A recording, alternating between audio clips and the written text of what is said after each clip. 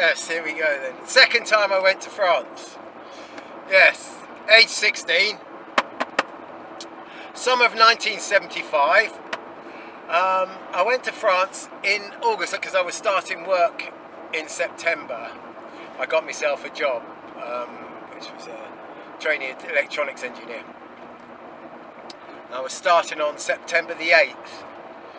So the beginning of August, I buggered off to France again, but this time I did it on my own. And this time, because I was on my own, my bravado wasn't quite so high, like, you know. So I actually bought a ticket on the to get on the ferry. So I was legit. I was legit. So I jumped the trains down to Folkestone again and got myself a ticket to get on the ferry. I think I got to Dover actually that time and had to walk right across Dover. I later on found out that I could do a trip for a £5. There used to be a way that, which I used this many times later on, travelling between England and France. This is before the European Union. It's when the common market, so they didn't have the Schengen Treaty and thing. It's before we signed away any of our sovereignty to the European Union. And so we still had Citadel England at the other end, like, you know. But there was a pub in Dover that you could go in where the crews of all the ship used to drink. You know, the ferry crews. They'd all gather for a drink before they went on board and do a shift. And so you go on there, like, you buy yourself a drink, and you'd say to the barman, "I'd like to do a trip." And the barman would say, "Go through to the back there," and you go and sit in the back there, and some bloke come up to you and say, "Do you want to do a trip?" And you say, "Yeah, I need to do a trip." And basically a trip was to get to France. You know, bypass customs, bypass everything, like, you know. And once you get off the other side, you're on your own. But the French customs were so slack, you didn't have to worry about it so much. Okay. And you could do the same coming back, but it was more difficult because they were French crews, and you had to go on the P&O ferries coming back, like with the French crews. But they were still, and it was still, I think it was 50 francs coming back and £5 going there, like, you know, so £5 each way, like, you know, basically. And you just basically give the guy a £5 and you just walk on.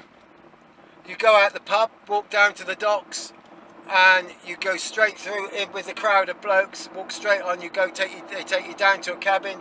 They say, when the boat departs, come upstairs and we'll give you a meal. Because you know, it's usually the cooks or something like that we were going on with, and you for your £5 you get a free meal. And you went to the bar, they didn't charge you for a drink, yeah, and they wink at you, like, and everything. Oh, you know, good working class stuff, like, yeah. And you get off at the other side, and you get through the French thing, and you get through the French thing, yeah. That was really, really good. I did that a couple of times actually, a few times actually. I think about 3 or 4, all said and done. I forget the name of the pub in Dover, but that was a genuine thing that you used to be able to do. Go and get a trip. It was called a trip. Oh, how the world has changed. Yeah, and you could get across to France really quite easy.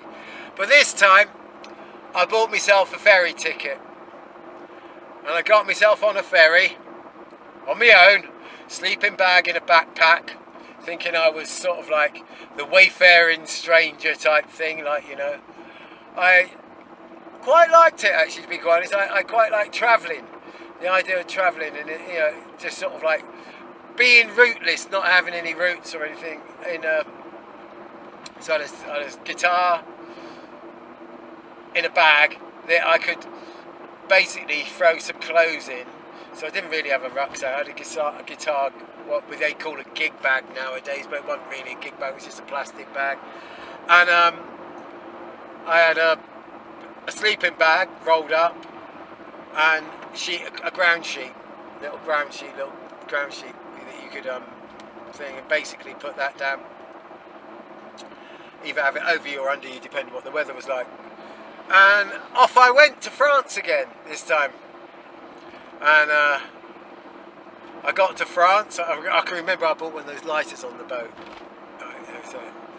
And I bought myself, when I was on the boat, I bought myself some French cigarettes, some Disc Bleu, because I was going to France and I was going to be, you know, French. But I got there and I didn't get on a train. I didn't get anywhere. Like, yeah, I was actually just kicked out in, and I hitched into Calais. And the weather was beautiful. It was lovely.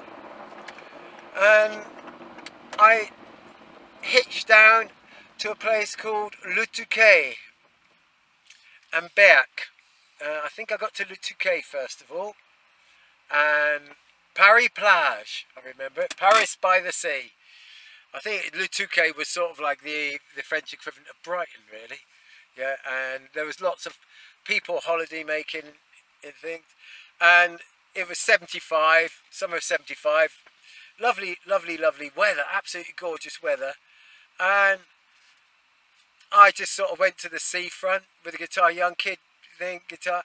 And next thing I know, I'm chatting with some young French people like who basically are doing the same as me. They're probably about 17, 18, like, you know, but they're hippies and they're just bumming around and just hanging out. Like, yeah, I didn't have that much money. And I slept on the beach, and basically these slightly French older kids took me under their wing. We just basically drank and smoked and hung out. But one of the things they think they were absolutely demon shoplifters, this lot. They had no money, they didn't have any money between them, they were begging all day long to get a few francs together. And I don't know what they wanted it for, I think they needed it, but they took me into the shops. And they stole whiskey, they stole bread, they stole everything, like, you know. And we'd go and have a picnic on the beach with everything that they stole. Now I mean, to be quite honest, I wasn't good at shoplifting. I wasn't that you know, not the sort of thing that I ever thought about, really. Shoplifting, I didn't, you know, it's not the sort of thing that, I mean, we did do a bit of shoplifting, but I think my memory's thing. Anyway, these guys were demon shoplifters. I think that's where I was. I do apologise, but I think I filled my SD card up, so I've had to move over. So anyway, so we still, I mean, the food we still would be absolutely. They were connoisseurs, French connoisseurs. Like, they'd still, you know, camembert, you know, bread. Yeah, I mean, I don't know how they did it all, but I mean, and then we'd go down onto the beach, and in the evening, because you wouldn't eat all bloody day, you'd wait till the evening, and you'd have ham, jambon, fromage, you know, légumes, you know, salade, du vin, du whiskey, du bière, you know. Didn't nick beer, that much beer. Or Gelon was the beer that they nicked, actually, which was a brown beer in a sort of like a champagne bottle thing. So that was really nice, actually. And you'd sit there and you'd eat like kings at this banquet. And we'd be there, and we'd be almost like something out of a French Renaissance, or not Renaissance, a French impressionist painting. We'd be sitting on the beach and drinking and and all like this. But as with everything, like, you know, the youths and things like that, the local town shopkeepers soon talked amongst each other and said, like, you know, this bunch of bloody Herberts are nicking everything, like, you know. So we suddenly couldn't get into any shops. So next town. So we hitched down the coast to the next town, or you know, all get down. Say, oh, well, I'll see you in. We'll go to Berck, with Le Touquet, Berck, and we went down to Berck, and which always made me laugh, that name, Berck. He's a complete Berck. Anyway, Berck in French actually means Berck. It can also mean vomit, which is a town called Vomit, which was a really bad name for this town, because it was sweet and pretty little seaside town and the way the sun set on that western coast, the beautiful golden sands. Oh, it was lovely. Yeah, and so we got down there, and we exactly the same there, and same thing. You know, about 3-4 days in, the shopkeepers get sort of like wise to us, and so we moved down to the next town, like. And my lovely, I can't remember. I did get a girlfriend, a lovely little girlfriend, very sweet, and she was Arabic, and she was ever so sweet. I mean, I didn't know anything about Muslim or religion. I didn't even know anything about Catholicism then. Like, I was brought up sort of. We went to church sometimes.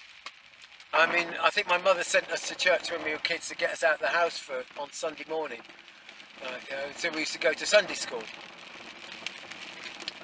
I can remember she said to me, "Did you talk about Jesus?" And apparently I said, "Was that the one playing the piano?" So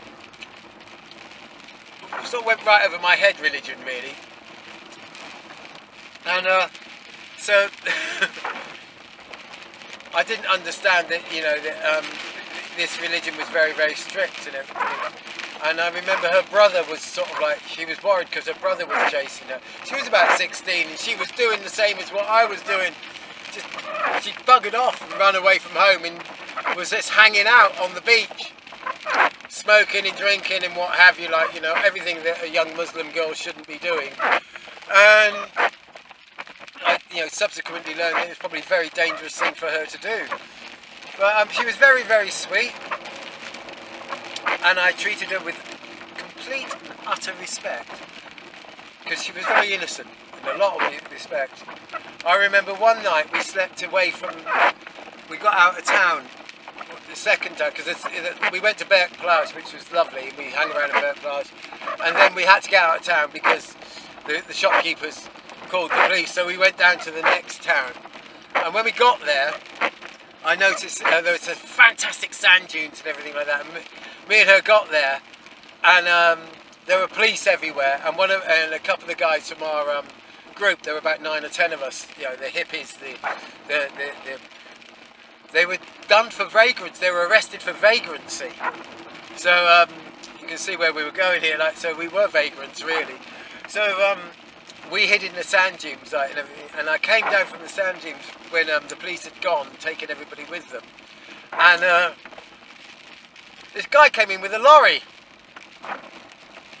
Now I've been there for about 2 weeks now by this time, and he's got a lorry full of melons. Now I'd never seen a melon before in my life. And I said, "What's this?" He said, "Oh, it's fruit. It's melon, like, you know, it's melon." And this guy came down, and he chopped this melon up off this back of this truck. It was sort of like a pickup thing, like, you know, Citroen pickup thing, like the Citroen, forget what you name it, looked like a shed on wheels with a pickup, a load of melons in the back, probably it's a farm truck, and he'd obviously grown them, and he chopped one up and he gave me a slice, and oh, I've never tasted a melon like that since, or before, or since, or any time like that. It was to die for. Utterly to die for, and that was a taste explosion. And I bought 2 melons, and I can remember I got a very upset stomach within about 15 minutes. I don't think it was the melons, I think that was in the post anyway. Like, I had to go go to a cafe and throw my trousers away. Oh, messy, messy, messy, messy. But we went to sleep in a field that night. Because we got out of town because they were on vigilance looking for these hippies, travelling hippies. I forget the name of this little town. I could look on the map actually and work it out because it's the next one down from Berk. And it's a tiny little place, beautiful, beautiful. Sand dunes, beach, you know the scene. Love it, love it, love it. And we went inland just a little bit to this field. There was this field, the grass field. The weather was beautiful, so we laid out my thing and laid out my sleeping bag, and she had her sleeping bag. We made a double sleeping bag. We got into it and we went to sleep. Made pillows and we went to sleep. And I can remember waking up in the morning, and it must have been about 6, 7 o'clock. I don't know what time. And I could hear, and we're down in the grass, and I could hear footsteps coming towards me. And I'm thinking, oh, fuck, it's a farmer. I don't got to deal with the farmer. And I thought, perhaps they haven't seen us, because the grass was very long. Perhaps they haven't seen us. I'm going to just lie here. And she was fast asleep next to me. Lovely little thing, only about 5 foot tall, tiny little thing, lovely little girl. And she was as pure when I left her as when I found her. Honestly, I had only thing I had for her was respect. And I wasn't like that with other women actually, to be quite honest, but I did really respect this young lady. Anyway, these footsteps got closer and closer, and I'm thinking, oh Christ, they're coming, it's coming over, and she woke up and she said to me, you know, like we had broken French, franglais, sort of like, you know, qu'est-ce que c'est? I could work out in a couple of weeks. I worked out what she. I said, it's footsteps, like, yeah. And then this dark shape came over us, like, and I looked up, and there was this big horse's head coming straight down, and his tongue comes out and licks me on the face, like, yeah. It was a beautiful dapple grey horse that somebody had obviously released into the field, and that morning, like, you know, and oh, that was so sweet. What a lovely horse. And we oh, it was a beautiful morning. But from the fear, and we were laughing our socks off. We were laughing. But I had to say goodbye, because basically,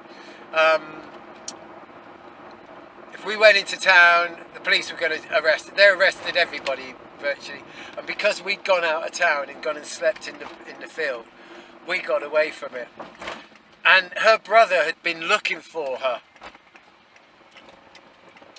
and he basically, poor bugger, had got arrested for vagrancy when he was looking for his sister.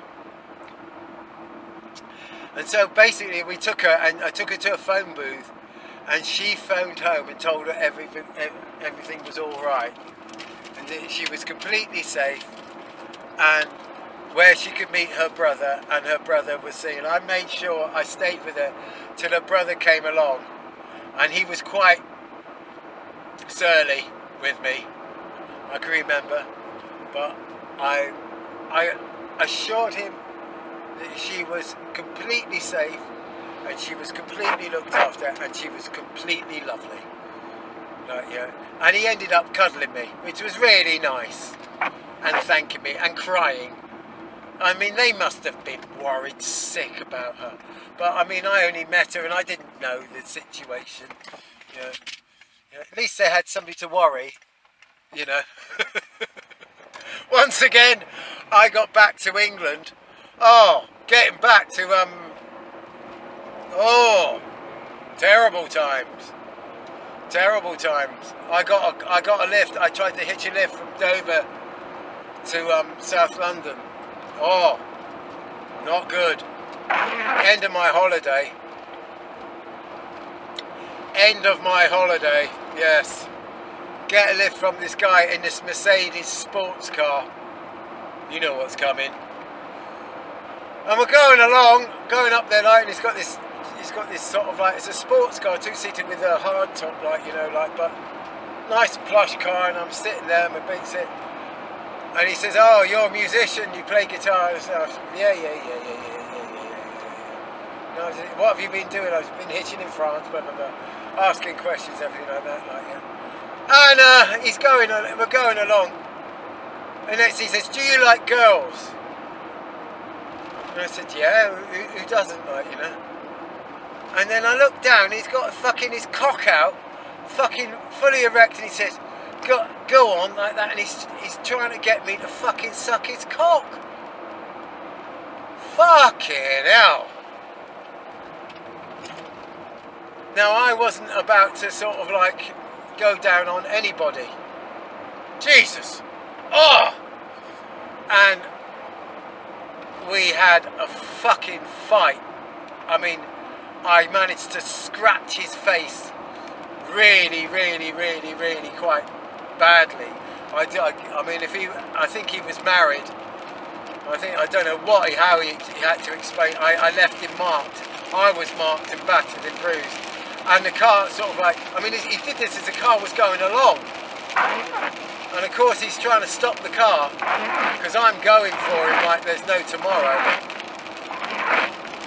And he stops the car and I get the car out and I get out the car and I get my guitar and my sleeping bag. I don't know if I got my sleeping bag or anything like that. I know I got the guitar bag and I got out and it was 4 o'clock in the fucking morning. And I'm somewhere halfway through fucking Kent, by the side of the road on the A2, battered and bruised. And this cunt that tried to get me to suck his fucking cock. What a fucking cunt. Excuse my language, but what a fucking cunt. Oh. Anyway, I'd love to see how he explained all those marks. I got him right there, down on his face. With my claws, and my hands weren't very clean either. Hopefully it festered. Ugh. Yeah, there are some nasty. What I mean.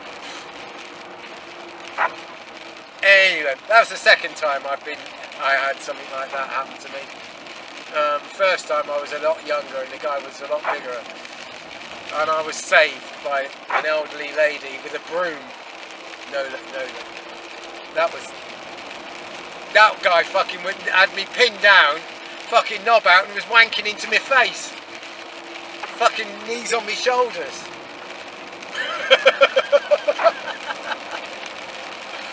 Fucking cunt! 11-year-old kid going to Scouts! I got home, I said, Mum, I want a bath, I'm having a bath. She said, why? I said, I'm having a bath. You don't need a bath, it's not Sunday. I said, I'm having a bath. Whoa! Anyway, yeah. So I got back from France. I did get a lift after that, and I said, "You're not going to rape me, are you?" To the bloke in the car, and he said, "No, I'm not going to." Why would you say that? I said, "The last cunt just tried to rape me." He said, "Get in, you're all right with me. Come on." And he did. And he took me right the way home. God love him. God love him.